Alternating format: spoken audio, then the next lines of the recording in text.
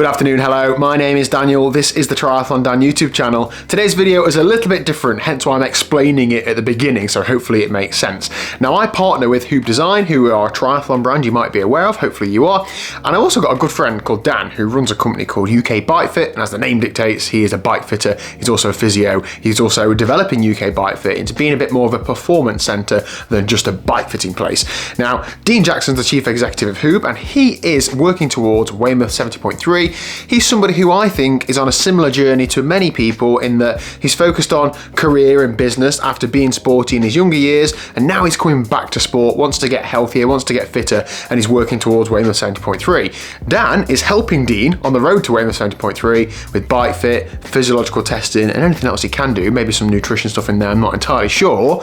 And Dan is pretty close to where I live, so where possible, I'm going to be going along to what Dan is doing, documenting Dean's journey. Hopefully some of it is painful for Dean, I'm sure we'll all enjoy that, and hopefully you enjoy this video as well. So without further ado, let's get rolling with episode 1, the bike fit. Hi, I'm Dean Jackson and I'm from HUUB Design, but I'm not here today to do anything to do with wetsuits, anything to do with swim stroke analysis, none of that.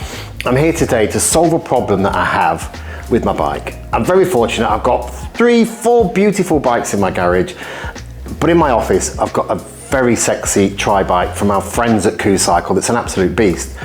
But my challenge here is, when I want to go out training, when I want to ride to the office, I don't really feel I want to take a beautiful bike out, I want to take a road bike out, and that's taken me to the next question of, can I make my very nice road bike from our other friends at REAP? I've got a beautiful bike here that was a gift from my kids, it's stunning.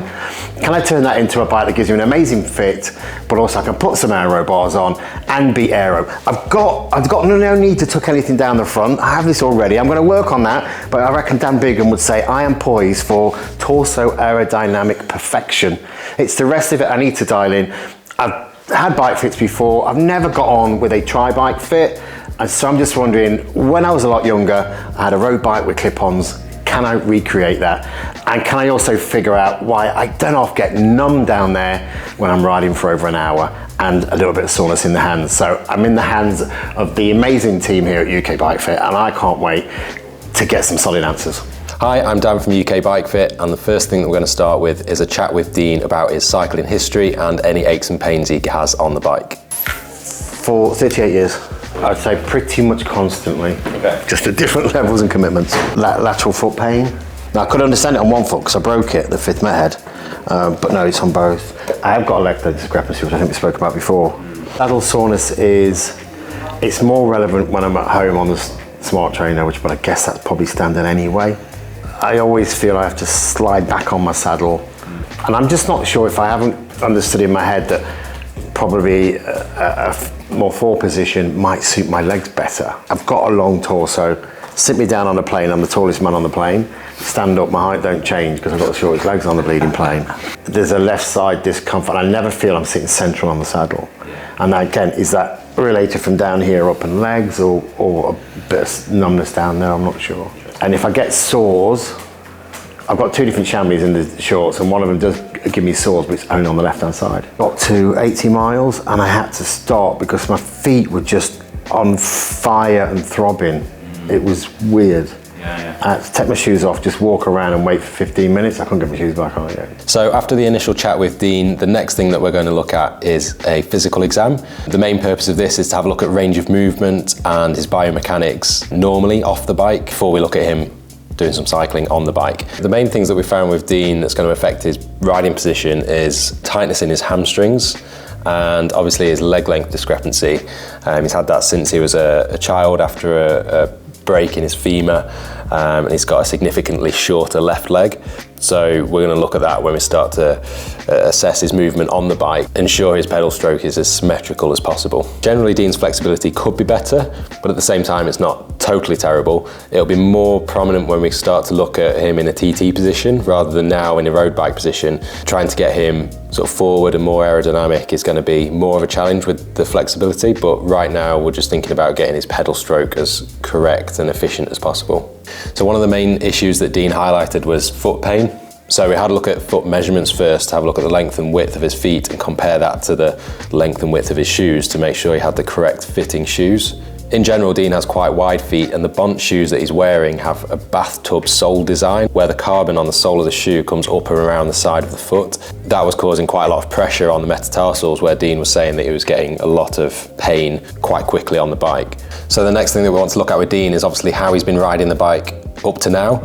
So without changing anything, we're going to get Dean on the bike and start marking up various anatomical points that we want to see with Dean when we take some footage. Using those anatomical points, we can take some measurements later on that will help us to decide what we want to do with the bike. So once we've done that, we're going to take some video footage of Dean riding at different angles, so from left, right, front and back. The left and right video footage is important to see any differences in symmetry, especially with Dean's leg length difference. Once we've done that, we're going to start looking at Dean's saddle pressure. So we use saddle pressure mapping technology in our fits to see how Dean sits on the saddle, where his pressure is, what his saddle stability is like, if there's any differences in left and right pressure, knowing what we know about his asymmetries. And also Dean spoke about a lot of saddle numbness, so this will help us decipher whether it's a saddle problem or whether it's a fit related problem or a bit of both. So I guess we'll talk about this bit first because it's pretty telling. That's a peak, isn't it? Yeah. So we can change the sensitivity, but we need to find out where that first hot spot is in relation to the rest of the saddle pressure. And for you, it's like exactly where you described. So there's two things about this really, or two main bits of data. Is that a pressure number, 851,390? Yeah. Wow. That's your max pressures. So over that period of 15 seconds, that was the maximum pressure you ever put out on that side versus the right. And then, obviously really heavy on the front as well. But yeah, there's two main types of data. So obviously we're getting the saddle pressure, which is your colours. Like, more red the pressure, the more red the colour, obviously the more heavy the pressure is. So that's more about, or this colour chart is about like the maximum pressures. So if your pelvis, for example, tilts to the left side, you'll always put out more pressure on that left side, and that's what we're seeing there. The other important bit about that is that we're not really getting any real bony contact on the right side. So you're always going to be listed or leaning to that left side for whatever reason. Maybe the leg length difference. But then the other part of data that we get out of this is this white squiggle and red line. So the white squiggle is tracking your center of pressure exactly as you're pedaling. So that's the pelvic movement basically. So we can see whether it's side to side, forward and back. The red line is an average of that pressure. So for you right now, that is perfectly horizontal. So your pelvis only moves left and right basically. Right. There's no rocking forward and back, which is good. The trouble with that is you are sat off to the left side of the saddle. You're not sat central at all for whatever reason. We don't know yet. This is just what's happening right now. So yeah, there's a couple of things there about that isn't ideal. It could be the saddle, it could be the fit or leg length or something else to do with the riding position. But looking at that, I would wager that it's probably the riding position or the leg length. So we'll keep that in mind. What we'll do with this is every time we make a change, whether it be a cleats or feet or whatever, we'll just retest so that we know what's going to change it and affect it. Yeah, there's no adjustment on those. We'll be able to get like, what's that, 5 or 6 mil out of it, but we're still a long way off. And then that turns into a shoe problem again, because it's just where they happen to have drilled their bolt holes compared to what it used to.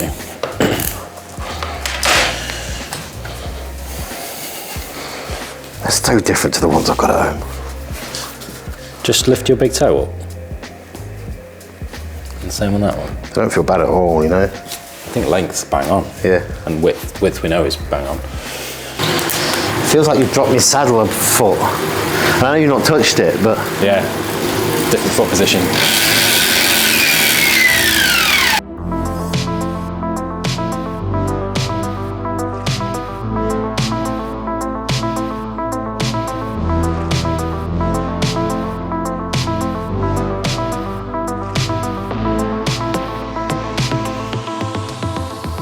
That's where we were.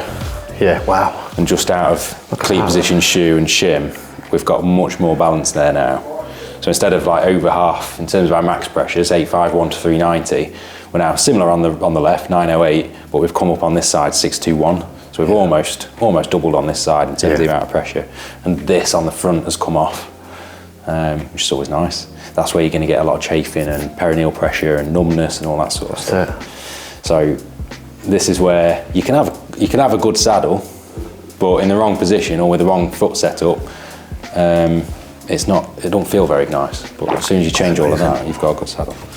So I finished the fit with Dean. Dean is training or in training for a 70.3 at Weymouth in September next year. The main thing with Dean, and this is for me as a fitter, this is quite important as a message to get across for the wider audience or cyclists or triathletes in general. We've done nothing with Dean's bike at all. All we've done is optimised his feet. So we've changed to a much better fitting shoe, optimised cleat position. Dean's got quite a severe leg length discrepancy from a femur break. So we've increased his stack height on that side under the shim to balance that leg length discrepancy out. The things that we're going to send Dean away with is getting some shorter cranks fitted to open up his hips and allow him to get lower on the front end when the time comes.